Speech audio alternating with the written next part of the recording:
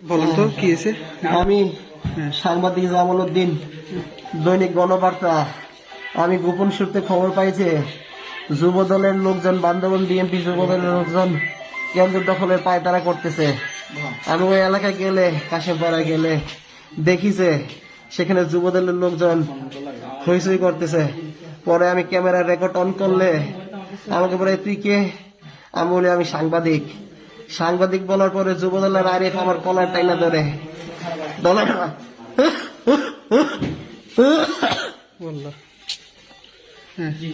যুব দলের আরিফ কলার টাইনা ধরলে যুব দলের সবাই আমাকে মাথায়, বুকে, মাজায় মারতে মারতে আমার শুয়াই ফেলে টাইনা আমাকে নিয়ে যায় নদীর পারে, খালের পারে নিয়ে একেবারে মাইরা খালে ফেলাই দেয়। আমি অজ্ঞান হয়ে পড়লে তারপরে মারতে থাকে। আমি আর কিছু বুঝি নাই। তারপর আমাকে পুলিশ গিয়ে উদ্ধার করে নিয়ে আসছে।